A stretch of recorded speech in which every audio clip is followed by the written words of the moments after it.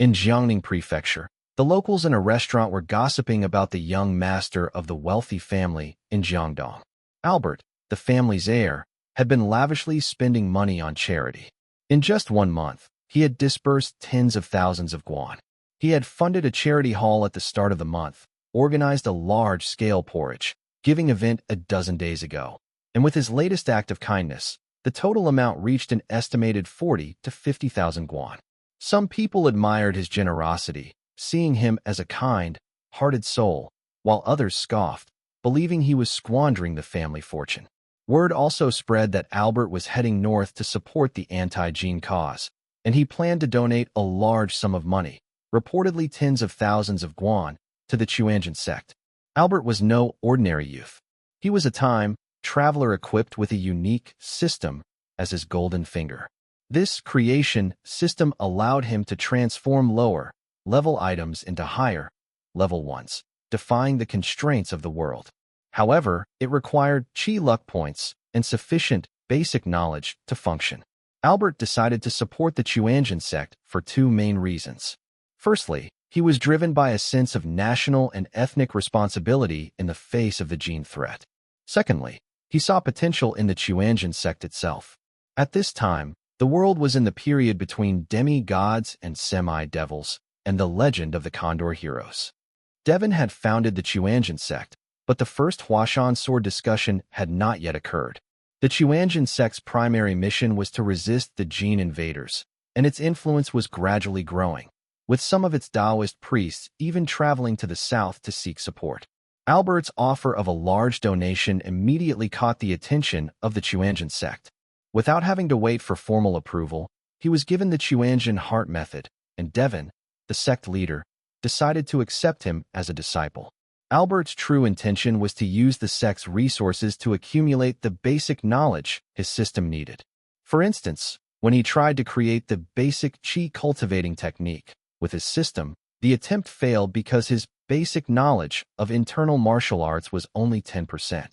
He knew that to make his system work effectively, he required more knowledge of internal martial arts, and the Chuanjian sect seemed to be the best place to obtain it.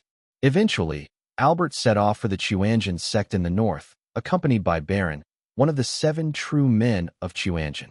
During the journey, Baron was astonished by Albert. The family had risen from obscurity 5 years ago, introducing remarkable items such as glass, soap, and new cooking techniques that quickly became popular throughout Jiangnan and even showed the potential to spread across the Song dynasty. Albert's generosity, like donating a large amount to the Chuanjian sect and running a charity hall that had provided over 10,000 guan in aid to the poor in just half a year, deeply impressed Baron. On the way, Albert asked Baron to teach him about internal martial arts. As they traveled north, the landscape grew more desolate, but Albert was excited because his understanding of internal martial arts improved significantly. When they arrived at the Chuanjian sect in the Zhongnan Mountains, Albert became Devon's disciple, the 8th member of the Chuanjian sect. Once in the sect, Albert focused on accumulating basic knowledge rather than immediate cultivation. He read numerous basic internal martial arts manuals and consulted the 7 true men of Chuanjian. His behavior puzzled his fellow disciples. 3 months passed, and he seemed more interested in studying than practicing. One day, while the 7 true men of Chuanjian were discussing Albert's lack of cultivation, Albert, in the sect's scripture library, finally reached 100% in his basic knowledge of internal martial arts. He used his system to create the basic chi cultivating technique, a basic immortal cultivating method. When he chose to match this technique, he experienced a powerful reaction.